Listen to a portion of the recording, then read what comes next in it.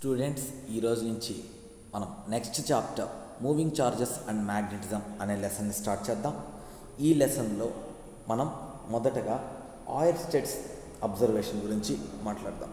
Of course మీరు మీ 10th క్లాస్లో electromagnetic induction అనేటటువంటి చాప్టర్లో ఈ ఆయిర్స్టెడ్స్ ఎక్స్పెరిమెంట్ లేదా ఆయిర్స్టెడ్స్ అబ్జర్వేషన్ గురించి డిస్కస్ చేస్తున్నారు. మీకు ఇది కొత్త టాపిక్ కాదు, తెలిసిందే. సో ఏంటి ఆయిర్స్టెడ్ అబ్జర్వేషన్ అంటే, సో యాక్చువల్గా ఈ ఆయిర్స్టెడ్ అనేటటువంటి సైంటిస్ట్ ల్యాబ్లో ఏదో ఎలక్ట్రిసిటీ తోటి ఎక్స్పెరిమెంట్ చేస్తూ ఉంటే ఆ వైర్కి పక్కన ఉండేటటువంటి కాంపాస్ నీడిల్ టర్న్ అయిందంట. కాంపాస్ నీడిల్ అంటే ఏంటి అసలు? ఈ కాంపాస్ నీడిల్ జస్ట్ మనకు ఒక నీడిల్, ఒక సర్క్యులర్ బాక్స్లో ఉంటుంది నీడిల్. ఇది ఏం చేస్తుందంటే ఆల్వేస్ నార్త్ సౌత్ డైరెక్షన్లో ఉంటుంది, అంటే రిజల్టెంట్ మ్యాగ్నెటిక్ ఫీల్డ్ డైరెక్షన్లో అలైన్ అయ్యి ఉంటుంది. సో కరెంట్ ఆన్ చేసినప్పుడు టర్న్ అవుతుంది, అంటే కరెంట్ ఆన్ చేసినప్పుడు చుట్టూరు మ్యాగ్నెటిక్ ఫీల్డ్లో చేంజ్ వచ్చింది అని అబ్జర్వ్ చేశాడు. సో దాన్ని బట్టి ఆయన నంబర్ ఆఫ్ స్టడీస్ చేసి ఏమని చెప్పాడంటే, whenever there is flow of current or whenever there is movement of charges through a conductor, magnetic field is developed around it. Magnetic field అనేది develop అయింది అని చెప్తుంది. So this is Oersted's observation. So what is Oersted's observation means magnetic field is developed around the conductor when current is passed through it or when charge moves through the conductor. This is Oersted observation. So ఎప్పుడైనా మనం ఒక కండక్టర్ని కానీ తీసుకున్నాము అంటే ఈ conductor గుండా ఎప్పుడైనా కొంత కరెంట్ కానీ ఫ్లో అవుతూ ఉంటే దాని చుట్టూరు ఏమవుతుందంట, మ్యాగ్నెటిక్ ఫీల్డ్ అనేది డెవలప్ అవుతుంది. ఇది ఆయిర్స్టెడ్స్ అబ్జర్వేషన్. అఫ్కోర్స్ దీని తర్వాత మనము ఒక 2-3 రూల్స్ గురించి డిస్కస్ చేద్దాం. ఈ రూల్స్ 2 మార్క్స్కి అడిగే ఛాన్స్ ఉంది. ఈ మూవింగ్ చార్జెస్ అండ్ మ్యాగ్నెటిజం కూడా ఒక పెద్ద చాప్టరు. సో దీని నుంచి కూడా మనకు 2 మార్క్స్ క్వశ్చన్స్, 4 మార్క్స్ క్వశ్చన్స్ అడిగే ఛాన్స్ ఖచ్చితంగా అడుగుతారు. సో ఒకప్పుడైతే ఈ చాప్టర్ నుంచి 8 మార్క్స్ క్వశ్చన్ అడిగారు, ఇప్పుడు మాత్రము 2 marks question and 4 marks questions మాత్రమే అడుగుతున్నారు. అఫ్కోర్స్ సో మనకు ఆయిర్స్టెడ్స్ అబ్జర్వేషన్ చెప్పాను. సో అంటే ఏంటి, ఒక కండక్టర్ గుండా కరెంట్ పాస్ అవుతూ ఉంటే దాని చుట్టూరు మ్యాగ్నెటిక్ ఫీల్డ్ డెవలప్ అవుతుంది అనేది ఆయిర్స్టెడ్స్ అబ్జర్వేషన్. మరి దీన్ని ఆ డెవలప్ అయిన మ్యాగ్నెటిక్ ఫీల్డ్ ఏ డైరెక్షన్లో డెవలప్ అవుతుంది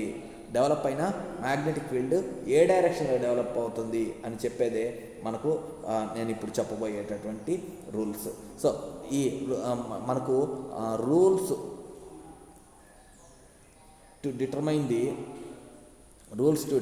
the direction of magnetic field కనుక్కోవాలి అని అంటే మనకు డిఫరెంట్ రూల్స్ ఉన్నాయి. సో ఆ రూల్స్ గురించి డిస్కస్ చేద్దాం. సో వాటిలో మొదటిది ఏంటంటే మ్యాక్స్వెల్స్ కార్క్ స్క్రూ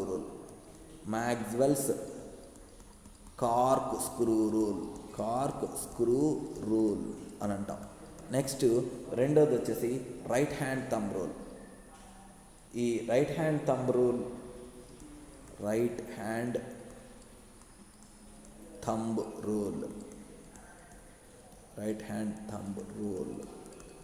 నెక్స్ట్ మూడోది వచ్చేసి యాంపియర్స్ స్విమ్మింగ్ రూల్.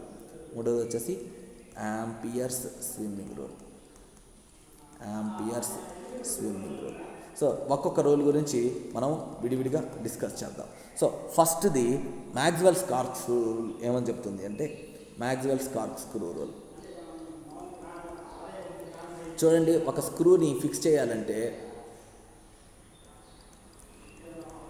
మీరు ఒక సీలని కానీ ఒక స్క్రూని కానీ, సీల అంటే మనకు టర్నింగ్ అనేది ఉండదు. సో ఒక స్క్రూని కానీ మీరు తిప్పుతున్నారంటే ఒకసారి ఊహించుకోండి, ఒక స్క్రూని కానీ తిప్పారనుకోండి, జనరల్గా ఏంటంటే క్లాక్ వైజ్ కానీ మనము స్క్రూ హెడ్ని కానీ తిప్పుతూ ఉన్నామంటే అది లోపలికి వెళ్తుంది, ఫార్వర్డ్ డైరెక్షన్లో మూవ్ అవుతుంది. మనం యాంటీ క్లాక్ వైజ్లో స్క్రూ హెడ్ని కానీ రొటేట్ చేసాము అంటే అది బ్యాక్వర్డ్ డైరెక్షన్లో, అంటే మన వైపుకి వచ్చేస్తుంది అనమాట. ఓకే, సో ఈ మ్యాక్స్వెల్స్ స్క్రూ రూల్ ఏమని చెప్తుందంటే, if a screw in the right hand is advancing in the direction of current, then the direction of rotation of the screw head gives the direction of magnetic lines of force అని చెప్తుంది. అంటే so మనకు ఇది ఒక screw అనుకోండి, ఈ screw యొక్క head ఇక్కడ ఉందనుకోండి. If a screw in the right hand, మనకు మన కుడి చేతిలో ఉండేటటువంటి స్క్రూ కరెంట్ డైరెక్షన్లో మూవ్ అవుతుంటే, అంటే వైర్లో కరెంటు ఇట్లా మూవ్ అవుతుంటే మనకు క్లాక్ వైజ్ తిప్పుతూ ఉన్నప్పుడు కరెంట్ డైరెక్షన్లో మూవ్ అవుతుంది. సో కరెంట్ డైరెక్షన్లో స్క్రూ కానీ అడ్వాన్స్ మూవ్ అవుతూ ఉంటే అప్పుడు స్క్రూ హెడ్ ఏ డైరెక్షన్లో రొటేట్ అవుతుందో అది direction of magnetic lines of force అంట. సో కరెంట్ ఫ్లో డైరెక్షన్ ఈ విధంగా ఉంటే, స్క్రూ ఈ డైరెక్షన్లో మూవ్ అవుతూ ఉంటే మనకు మ్యాగ్నెటిక్ లైన్స్ ఆఫ్ ఫోర్స్ యొక్క డైరెక్షన్ ఈ విధంగా క్లాక్ వైజ్లో ఉంటుంది. అలా కాకుండా మనకు కరెంట్ ఈ డైరెక్షన్లో ఉందనుకో, అప్పుడు మనం స్క్రూని ఈ డైరెక్షన్లో తీసుకోవాల్సి వస్తుంది. సో కరెంట్ డైరెక్షన్లో మూవ్ అవ్వాలి అని అంటే ఇట్లా తీసుకోవాల్సి వస్తుంది. అప్పుడు మనము స్క్రూ హెడ్ని యాంటీ క్లాక్ వైజ్ డైరెక్షన్లో రొటేట్ చేస్తేనే స్క్రూ అనేది ఈ డైరెక్షన్లో అంటే డౌన్వర్డ్ డైరెక్షన్లో మూవ్ అవుతుంది. అప్పుడు సో కరెంట్ డైరెక్షన్లో స్క్రూ అడ్వాన్స్ అవుతూ ఉంటుంది. అప్పుడు స్క్రూ హెడ్ ఏ డైరెక్షన్లో అయితే రొటేట్ అవుతుందో దాన్నే మనము ఏమంటాము అని అంటే direction of the magnetic field lines అని అంటాం. So this is Maxwell's cork screw rule. So Maxwell's cork screw rule సింపుల్గా ఏం చెప్తుంది అంటే, if a screw in the right hand is advancing in the direction of current, మనకు కుడి చేతిలో ఉండేటటువంటి స్క్రూ వచ్చేసి కరెంట్ డైరెక్షన్లో మూవ్ అవుతూ ఉంటే, then the direction of rotation of the screw head gives the direction of magnetic lines of force. అప్పుడు ఆ స్క్రూ హెడ్ ఏ డైరెక్షన్లో అయితే రొటేట్ అవుతుందో అదే మ్యాగ్నెటిక్ లైన్స్ ఆఫ్ ఫోర్స్ యొక్క మ్యాగ్నెటిక్ ఫీల్డ్ లైన్స్ యొక్క డైరెక్షన్ని రిప్రజెంట్ చేస్తుంది. Okay, so this is Maxwell's cork screw rule. దీన్ని మ్యాక్స్వెల్స్ కార్క్ స్క్రూ రూల్ అని అంటాం. నెక్స్ట్ది వచ్చేసి రైట్ హ్యాండ్ థంబ్ రూల్. ఈ రైట్ హ్యాండ్ థంబ్ రూల్ అనేది చాలా పనికి వస్తుంది, గుర్తుపెట్టుకోండి. తర్వాత కాన్సెప్ట్స్లో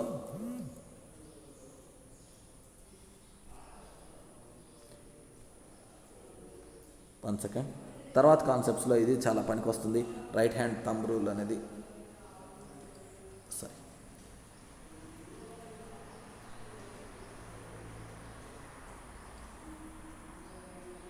right hand thumb rule.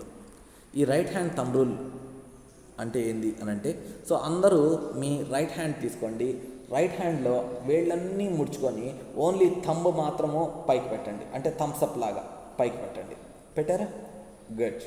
So ఇప్పుడు మీ థంబ్ని డైరెక్షన్ ఆఫ్ కరెంట్, ఒక వైర్ తీసుకున్నాను అనుకోండి, ఈ విధంగా వైర్ తీసుకున్నాను అనుకోండి, ఈ వైర్లో కరెంట్ ఈ డైరెక్షన్లో ఫ్లో అవుతుంది అనుకోండి, అప్పుడు కరెంట్ డైరెక్షన్లో మీ థంబ్ ఉండేటట్లు ప్లేస్ చేయండి. అప్పుడు మీ ఫోల్డెడ్ ఫింగర్స్ ఉన్నాయి కదా, మీ వేళ్ళు ముడుచుకొని ఉన్నాయి కదా, అది ఏం రిప్రజెంట్ చేస్తుందంటే direction of magnetic lines of ఫోర్స్ని రిప్రజెంట్ చేస్తుంది. So if current carrying conductor is held in the right hand such that current is flowing in the direction of thumb, then folded fingers represents the direction of magnetic lines of force.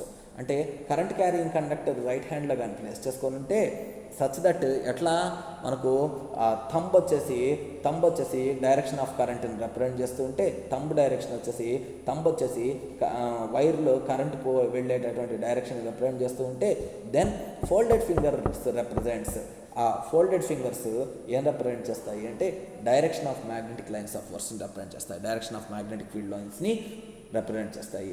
This is right hand thumb rule. ఏంటి? Right hand thumb rule. Next వచ్చేసి Ampere's swimming rule. So Ampere's swimming rule, what is Ampere's swimming rule అనేది కూడా ఒక 2 marks క్వశ్చన్కి అప్పుడప్పుడు అడుగున్నారు. కాబట్టి చాలా important. ఈ రూల్స్ని విడివిడిగా నేర్చుకోవడం అనేది చాలా important.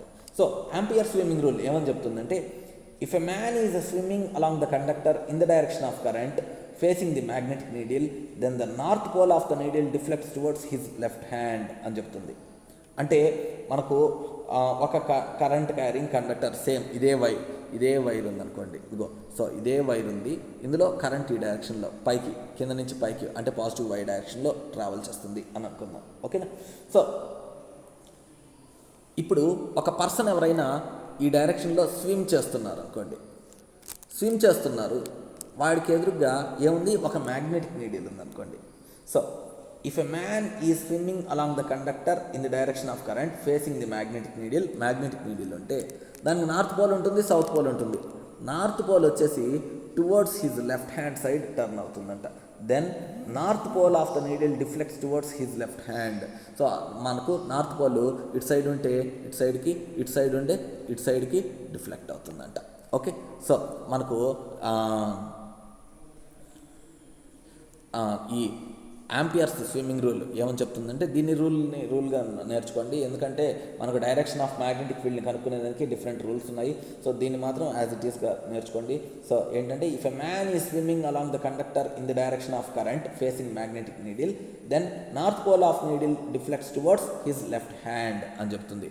This is Ampere's swimming rule. Okay, so in the next video I will continue the lesson. So చాలా ఇంపార్టెంట్ ఫస్ట్లో చెప్పే టాపిక్స్. ఈ ఫస్ట్లో చెప్పే టాపిక్స్ బేస్ చేసుకొని నెక్స్ట్ కాన్సెప్ట్స్ అర్థమవుతాయి. ఆ కాన్సెప్ట్స్ మీకు ఎగ్జామ్కి చాలా important. So don't miss my next video and further videos. Thank you.